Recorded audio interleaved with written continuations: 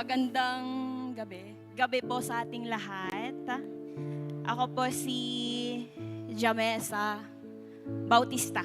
So, I am a Nigarot from Mountain Province. And it is my honor to be here to talk in front of you kasi alam kong yung pain na nararamdaman nyo ngayon after all these words na lalabas sa bibig ko, I hope makakatulong to give you hope. So, we're going up in the mountains kasi nga bundok sa amin. Though open kami for being a Christian. So, akala ko, ang ganda na ng buhay ko. And kami yung poor na giving na family. So, luckily, I got married when I was in college.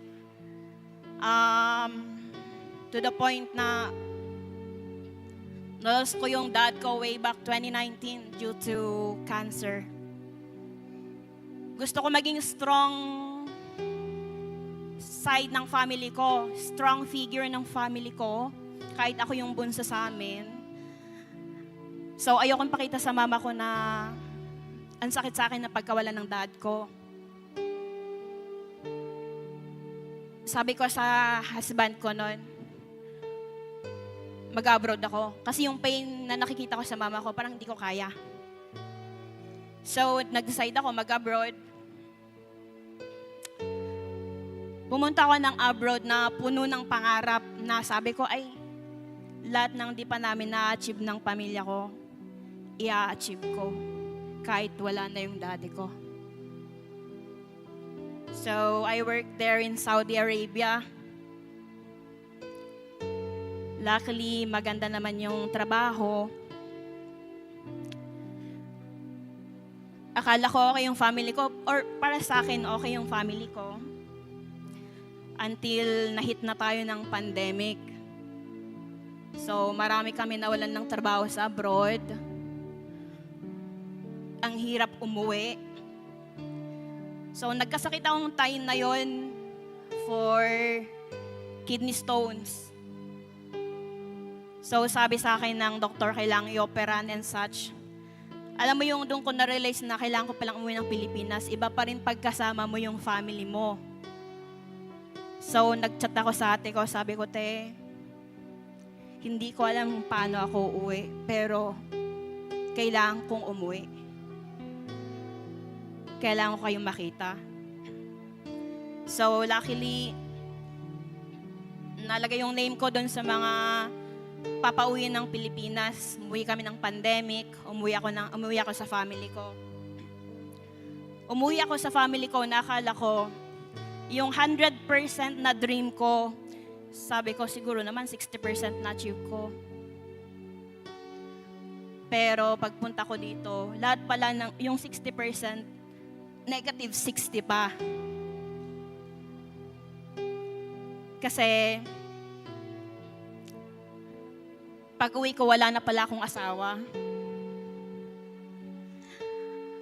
Pag-uwi ko, kala ko yung mag-abroad ka, may ipon ka. Pag-uwi ko, wala pala akong pera. So, syempre, yung expectation ko sa sarili ko, expectation ng ibang tao sa sarili ko, nag-ipon-ipon.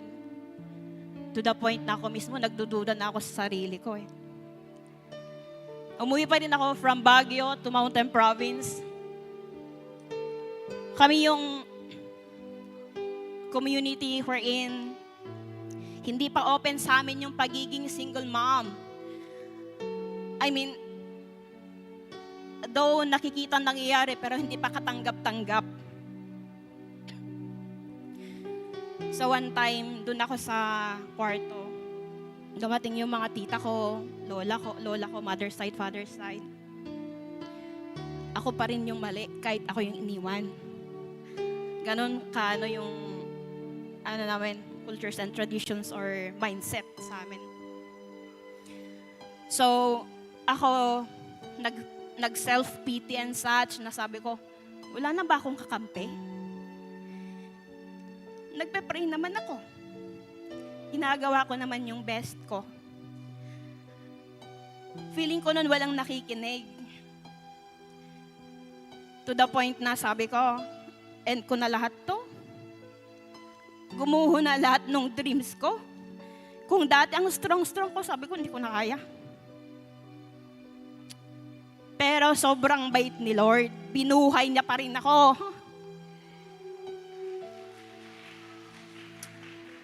Binuhay ako ni Lord. 4:00 ng hapon. Nag-pack ako ng things ko kahit medyo masama para pakiramdam ko. Kunti lang talaga yung pera ko pumuntang Manila. Wala akong kakilala. As in, wala. Nag-search lang ako ng pwede kong applyan. Ngayon, nag-email sa akin yung isang company para i-hire ako. Kaya sobrang thankful ko. Naranasan ko lahat dito, Malate. Ikot-ikot ako dyan. And then, napunta ako sa point na feeling ko failure ako sa family ko. Yung pakiramdam na failure ako sa family ko, ayoko na silang makita. Sabi ko, ituring nyo na akong patay. Ma, wala ka ng anak na bunso. Andun ako sa mindset na ganun. Na hindi ko na-realize na yung pagiging strong kong ganun, para lang pala itagon yung pain na nararamdaman ko. Kasi ayokong masaktan yung family ko, yung mama ko. Luckily, meron akong ka-work. Si Brother Mike. Napunta ako kasi sa part na sa lahat ng pain na nararamdaman ko, naging mabisyo. Kung ano mang bisyon dyan, name it, I tried it. Kasi nga, feeling ko, patapon na ako. Kahit mamatay ako dyan, wala namang magsasabing, ay, ganito yan, may ginawa yan. Ganon yung mindset ko dati. Not knowing na while I'm doing that, yung family ko is umaasang umuwi ako. So, naging ka-work ko si Brother Mike. Before, ako pa yung palamura, yung inaano ko pa siya. Pag inaayan niya ako, one time sumama ka sa akin. Ako pa yung, sige, pero pagdating nung time na, masakit pala ulo ko. Imagine, di ba, yung gawain ng demonyo sa utak ko dati. Tatawag pa yan ng 10:00 ng gabi, papakinggan, nag-iinom ka na naman. Na hindi ko kadugo, hindi ko kaano-ano, pero ganun yung mindset niya, ang baguhin, ang tumulong na mabago yung buhay ko. So one time, sumama ako sa kanya. Doon ko na-realize na iba pala pag may nakikinig sa'yo. Nung nagsalita ako sa kanila, wala akong narinig na judgment na sa pinanggalingan ko, alam kong maraming judgment. Doon ako nag-start mag-open up. Sobrang thankful ako kay God kasi binigyan niya ako ng wisdom para maintindihan lahat ng nangyayari sa akin at patawarin ang sarili ko. Sa simpleng pagpapatawad ko pala sa sarili ko, mamahalin ko yung sarili ko, I'm gonna turn back to my family saying, Ma, kumusta ka? Ang dami niyang calls na hindi ko ina-accept and such kasi nga para sa akin, turing niya na akong wala na, ganun. One time, sabi ko sa mama ko, Ma, ako to, kumusta? Malaman-laman ko sa high school teacher ko, sabi niya, tumawag ang anak ko, buhay ang anak ko. Imagine yung mama mo na nagsasuffer ng pain sa inyo dahil lang sa kakagawan mo. And then, one time, may mga gawain ang CFCI noon na sumama ako. Meron yung time na meron silang ginawa ko rin na ipamukha sa akin na mali nga talaga ako. Or hindi ko pa rin napapatawad yung sarili ko. Kailangan ko patawarin ang sarili ko at mahalin ang sarili ko dahil mahal ako ng Diyos. So sabi ko kay Brother Mike, I think kaya ko nang umuwi. I think kaya ko nang makita yung mama ko. So nagplan kami na magkita ng mama ko. Siya galing Mountain Province, ako galing dito sa Manila. So June 28, sa kagustuhan ng Diyos, nakita ako ng mama ko. Nakita ko ang mama ko. And the good thing there is, hindi pala siya nagsasabi na may problem na sa mata niya. So, ang word niya sa akin is, kasi patagalit pa akong maglakad. Kasi alam mo yun, parang awkward na. 5 years kong hindi nakita yung mama ko. Sabi niya, anak, nakikita kita. At nakikita pa kita. Kasi meron na palang sinabi sa kanya na possible mawawalan talaga siya ng paniming. So, wish niya na makita yung bunso niya. So, para sa akin, first step mo pala is mag-pray kay God. Patawarin mo ang sarili mo. Unti-unti. Kasi pag bibiliin mo, mahirap. Andun ka sa word na mahirap pag alam mong wala kang kinakapitan. Ang word sa akin lagi ni Michael na tumatak sa isip ko, alam mo te, iba pag meron kang kinakapitan. Iba pag meron kang Diyos na kinakapitan. So, nung nag-start ako na kumapit sa Diyos, naharap ko na lahat. Yung story ko before na iniiyak ko, gusto ko malaman ng tao kasi gusto ko ma-inspire ang ibang tao sa kwento ko. Hindi lang siya magiging kwentong masalimuot ng buhay ko. So, brothers and sisters, we are here to share your pain. I definitely understand your pain. Kung hindi man ngayon yung tamang panahon, darating ang tamang panahon.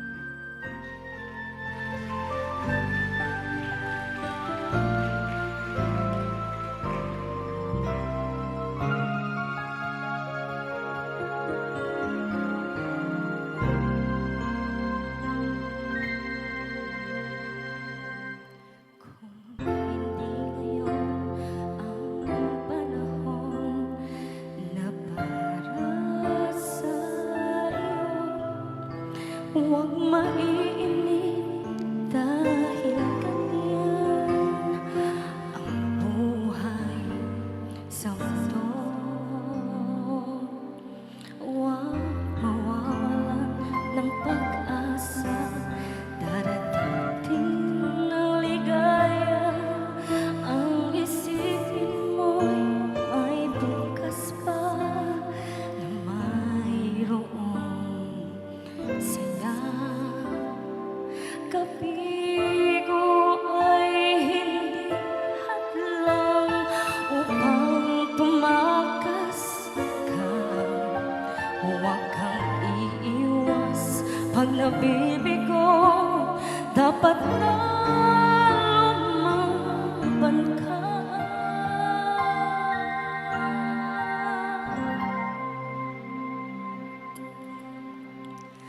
Ang kailangan mo'y iba'y ng loob kung mayroong pagsubok man. Ang liwanag ay di magtatagal at muling mamamasdan. Ikot ng mundo ay hindi laging bighati kasawian. Ang pangarap mo ay makakamtan. Basta't maghintay ka lang.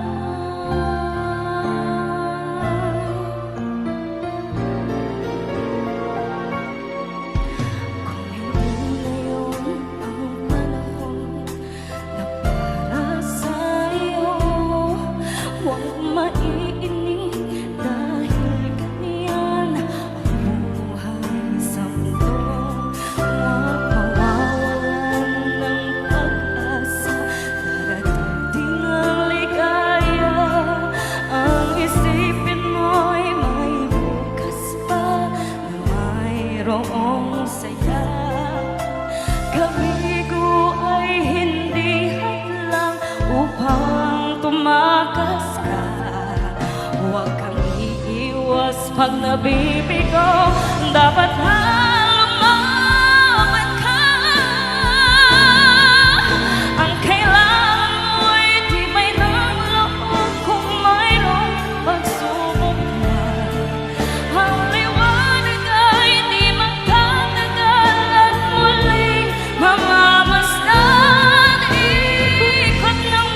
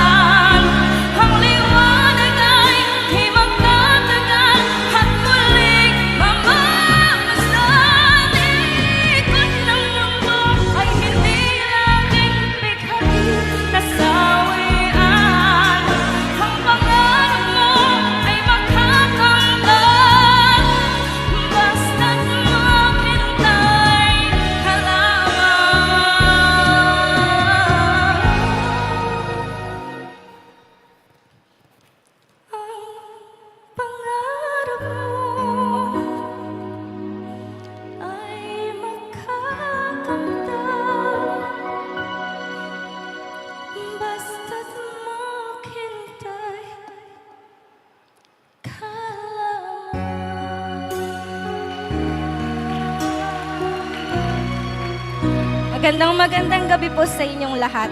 Ako po pala si Sister Annie. Ah, hinihingal po ako. Kung tatanungin niyo po ako noon, maayos naman po yung buhay ko. Lumaki po ako, graduate po ako elementary, high school as valedictorian. Lumalaban din po sa mga singing contest, nagcha-champion. Ganun po, lumukaya po ako na very competitive sa buhay. Feeling ko dapat lagi akong magaling, top. Saka po, ayoko ng rejection. Ganun po. Ito po, dun po siguro binasag ng Diyos yung pag-iisip na ganun. Kasi akala ko sapat na po yun para po makalaban ako sa mga hamon ng buhay. Nakagraduate po ako ng college and I remember po nung graduation ko, hindi po kasi yung parents ko yung nagpatapos ng school sa akin. So, siguro po marami po mga tao naging source, like yung CFCA po, si Brother Mark, at yung iba pa po naming mga elders ang nakatulong po para makagraduate ako ng school. And sabi ko nung graduation, ang gusto kong kasama sa stage, kasi si tatay. Sabi niya, wag, ayoko. Yung mami mo yung pasamahin mo. Sabi ko, sige. Sabi ko, sige, mami ko. Tinawagan ko yung mami ko. Sabi lang, siya yung pinag-prepare ko nung damit ko for college or graduation. Kasi niram ko lang din yun kasi wala pa akong pambili ng brand new na dress. At that time, sabi ko, pinagplansya ko siya, tas nasunog niya. Sabi ko, ano ba yan? Minsan mo lang ako ipagpaplansya. Nasunog mo pa.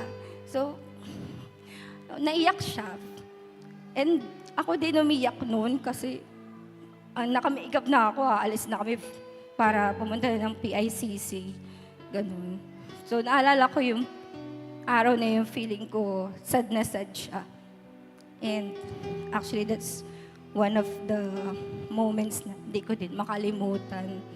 Kasi before she died, I was not able to say sorry kasi very biglaan lang talaga. So, ayun po. Sa sobrang focus ko sa goal, sa mga pangarap ko, nakalimutan ko po yung mga simple steps, simple na tao na naging parte ng buhay ko. Ayun po, binago rin ng Diyos yung pananaw ko. Hinayaan niyang mawasak din yung mga pangarap ko kasi siguro sobrang focus ako sa pag-abot nito na wala na akong pakialam sa mga tao sa paligid.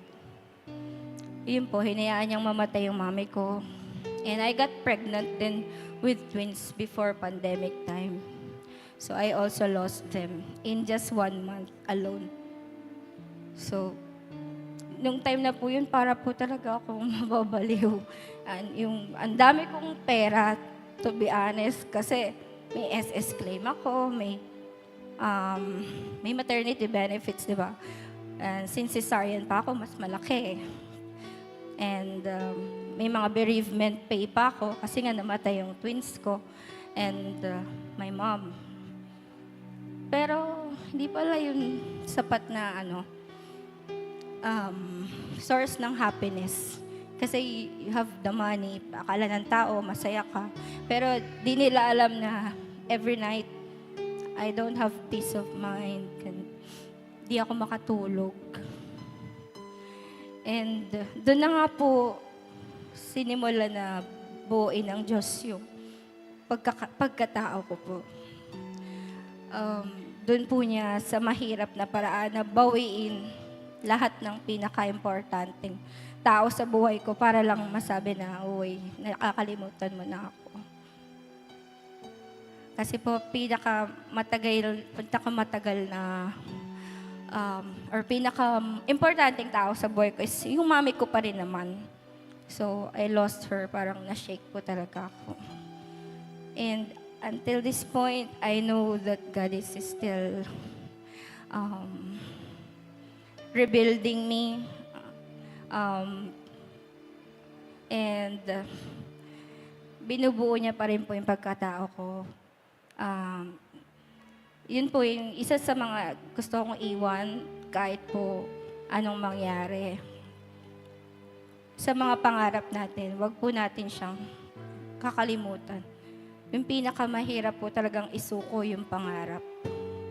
Pangarap na gusto mo makamtan. Pero pag nandun ka na, tas wala ka namang Diyos, you will still feel empty.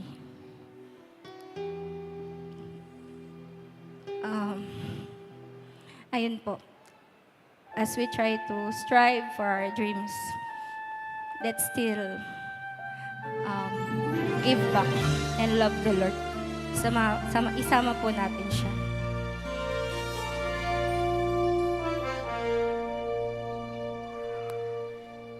Anong kutang bumabalot sa aking kalooban? Kay hirap, kay bigat ng nararamdaman. Paano kaya ito malalampasan? May bukas pa kaya naghihintay?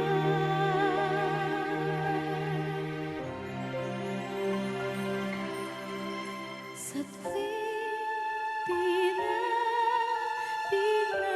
makakayanan, pagsubok na aking pinagdaanan, ang tanging pag-asa pinanghahawakan.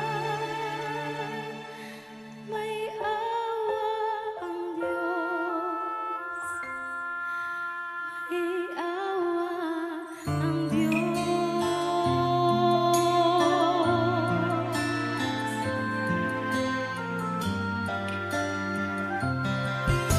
Hayakap sa bawat gabing tumataan, pagtitiwala sa magagawa ng may kapal. Umaasang suliranin, malulunasan, nanangin nawa'y kaawaan. Sa tuwing di na makakayanan, pagsubok na ating pinagdaraanan, ang tanging pag-asa pinanghahawakan. May awa ang Diyos. Salamat sa makapangyarihang awa na nagbibigay lakas sa akin.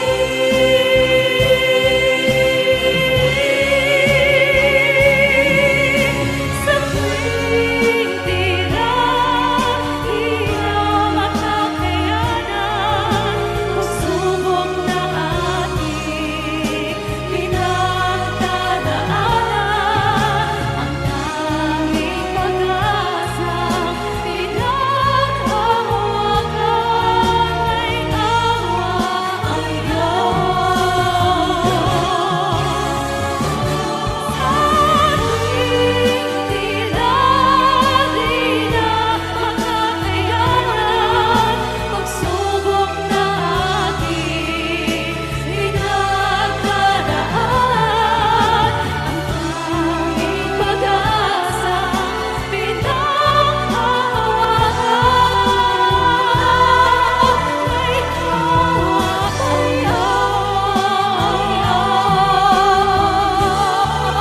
May awa ang Diyos. May awa ang Diyos. May awa ang Diyos.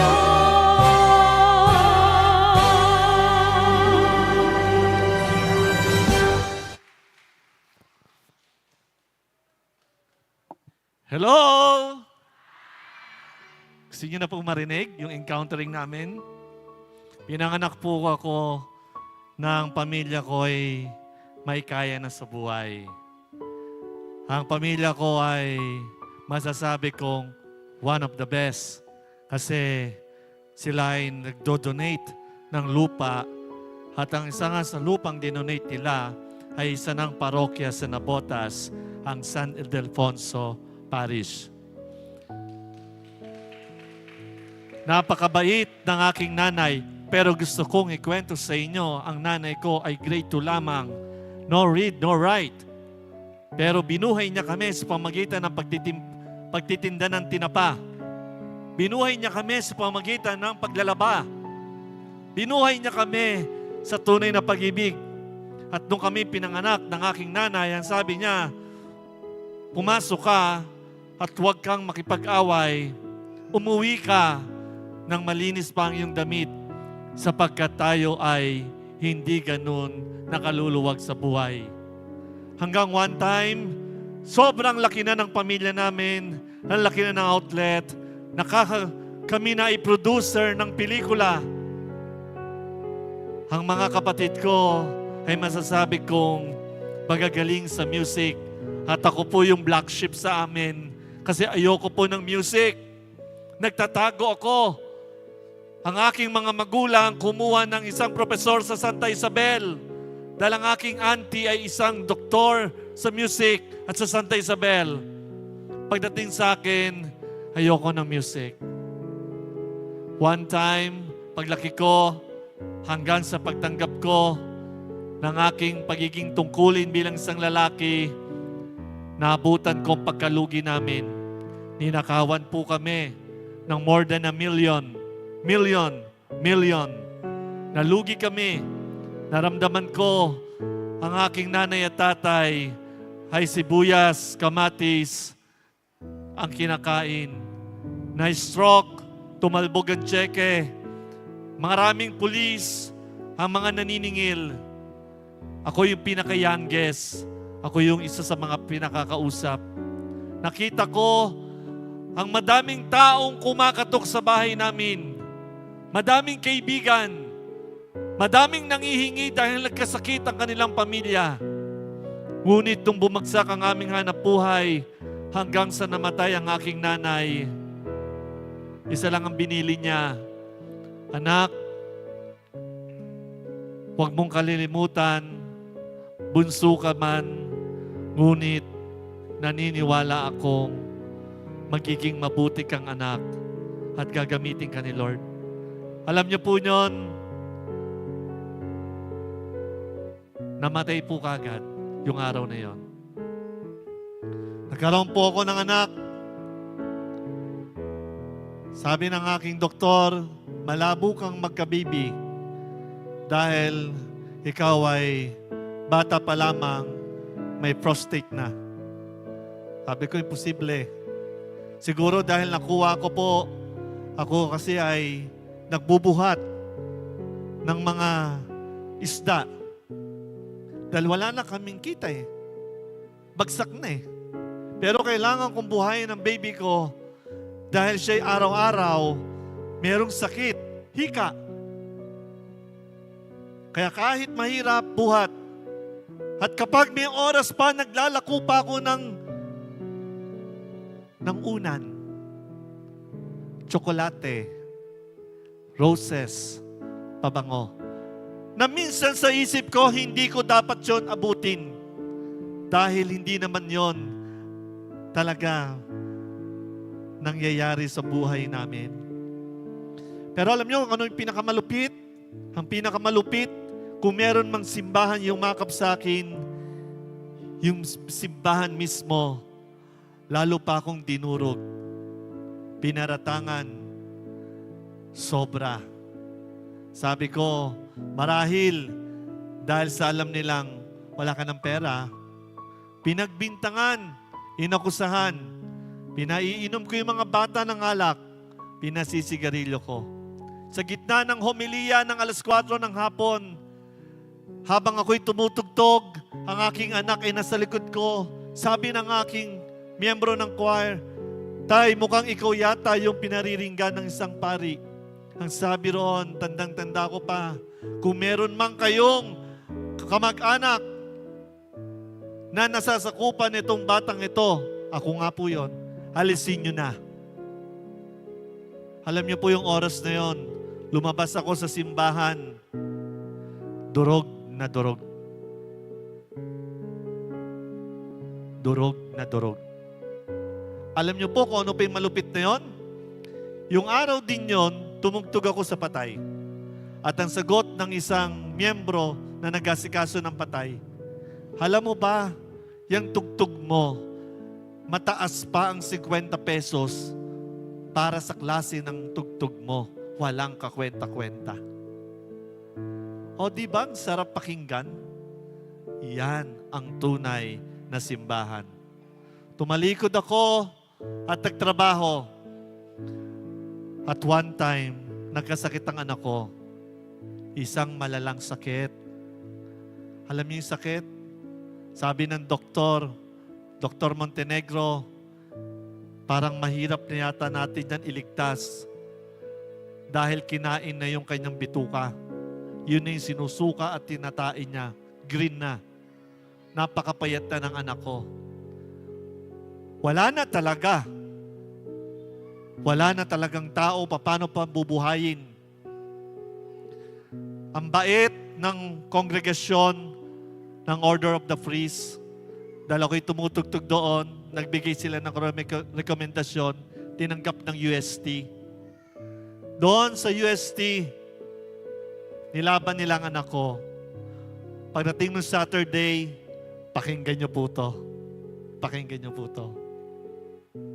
Ang anak ko, 3 years old o 4 years old, pinasok sa ospital. But, natutulog po yung anak ko, nakatabi niya lagi ang inang de la Paz.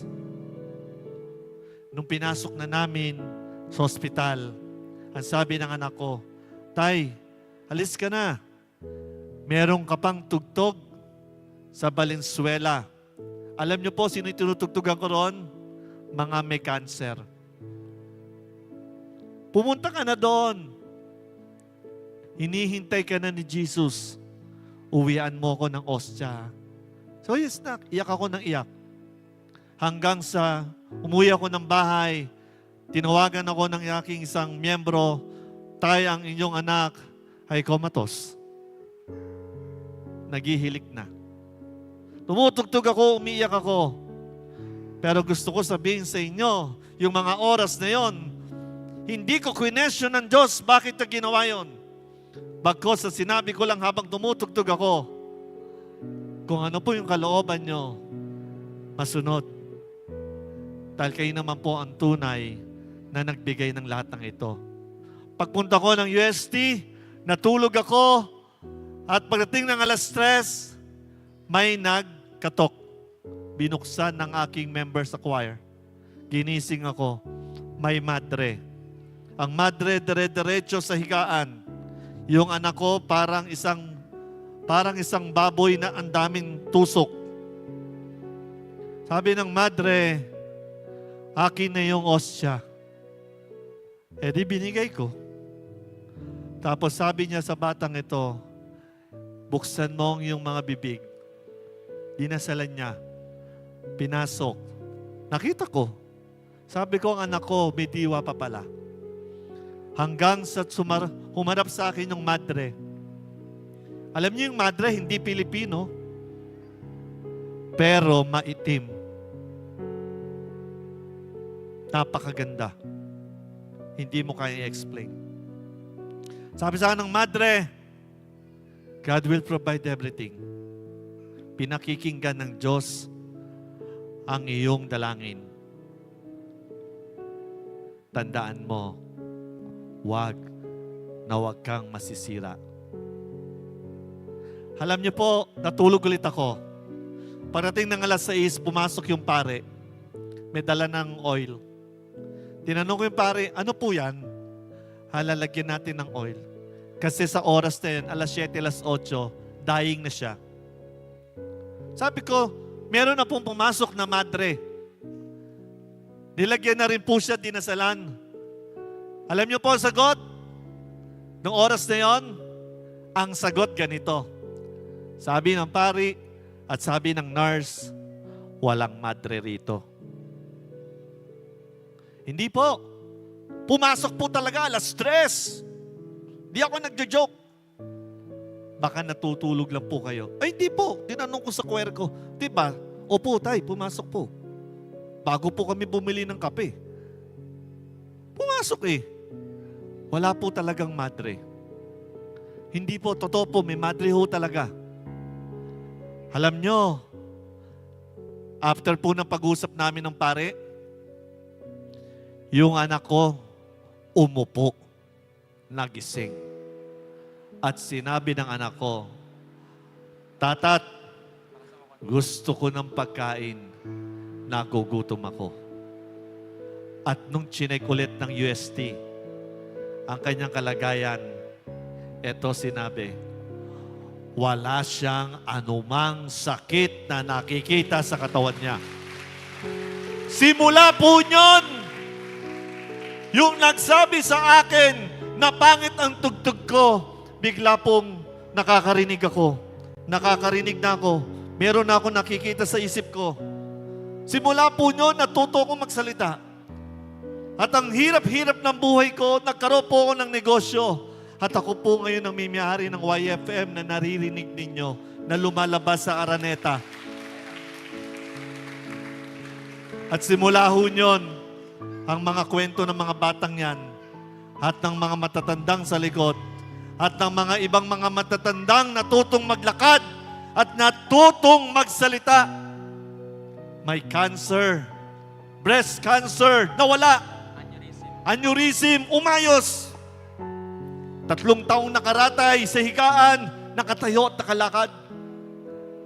At until now, sinasagot lagi ng Lord ang pangangailangan ko. Alam niyo kung anong sikreto? Alam niyo kung anong sikreto? O alisin niyo yung fear. Bakit ka natatakot? Ang mundo'y pag-aari ng Diyos. Kung gusto mo na gumaling ka, maglingkod ka. Mangako ka kay Lord. And everything will be fine. Everything will be healed. Di po ako naniniwala sa statue. Even kung ano man yan. Di ako naniniwala dyan that time. Pero yung after na encountering namin ng madre, sabi ng pare, ano sabi ng pare? Father Orbos. Sabi niya, Brother Mark, hindi madre ang na-encounter mo.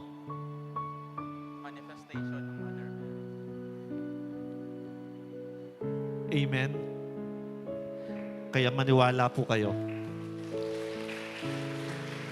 As long na naniniwala ka, as long na makikinig ka, ipapasok mo sa isip mo at sa puso mo. Binigyan po tayo ng mga pari, madre, dahil sila po pinagkatiwalaan ng Diyos. Kami, kayo din, mga doktor, ang kailangan lang natin, surrender to the Lord, and everything will be healed. At lahat aayos din.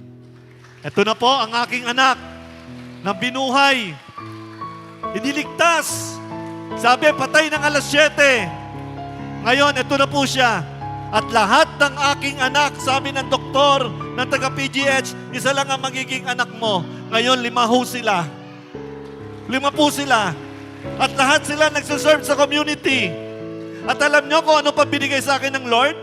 Sino may sakit dito? Taas ang kamay. Alam nyo kung ano mga binigay pa sa akin ng Lord? Huwag kayong maiyak.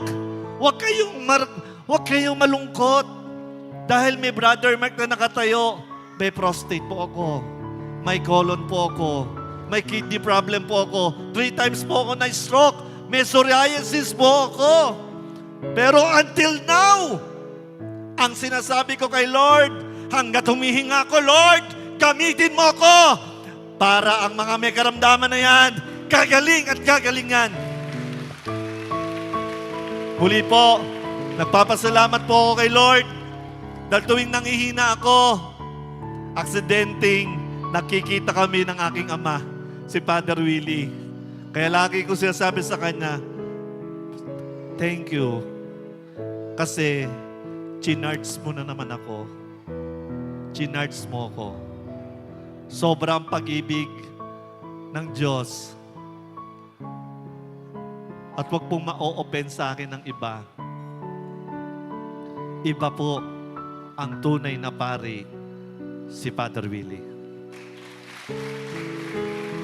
Nakikita ko talaga sa kanya ang isang anghel. Laging connected ang laging sinasabi niya. Itong paring ito, may kakayahan bumili ng sasakyan. Walang ginawa ito sa malabon na botas kalookan, kundi magtayo ng mga tao, magpakain. Sobra nakaka-inspired. At kung kayo, gusto ninyong gumaling, at gusto ninyong pagkatiwalaan ng Lord, sabihin niyo mamaya, pag ano nyo rito, pag hinil kayo, sabihin nyo, ikaw nang masunod sa buhay ko. Hanggang sa dulo ng hininga ko, iyong-iyo ko, Panginoon. At lahat po aayos yan. Lahat po aayos. Amen? Pwede ba sabayan nyo po? Sabayan nyo kami? Isang awitin, Diyos ay pag-ibig.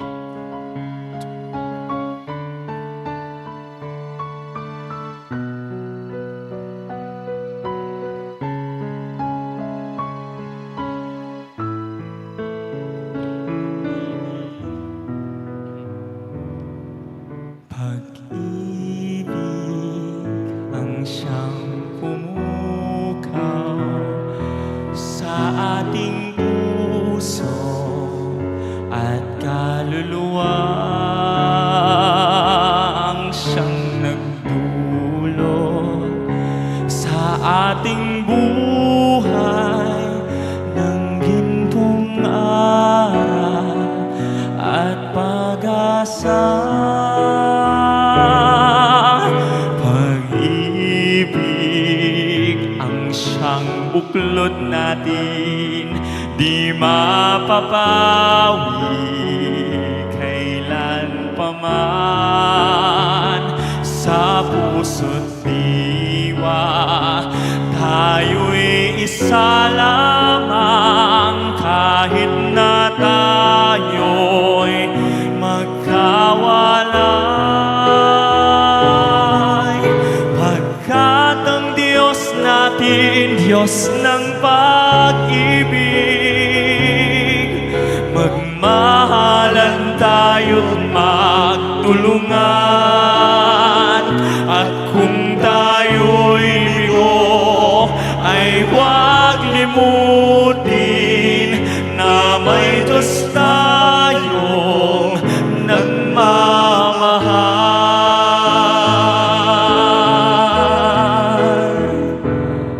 Sikapin sa ating pagsuyo, ipamalita sa buong mundo. Pag-ibig ng Diyos ang siyang sumakop sa bawat pusong uhaw at pagsuyo. Bawit po tayo lahat, everyone. Ang Diyos natin, Diyos ng pag-ibig, magmahalan tayo't magtulungan. At kung tayo'y bigo, ay huwag limutin na may Diyos tayo't may nagmamahal. Pagkat ang Diyos natin, Diyos ng pag-ibig,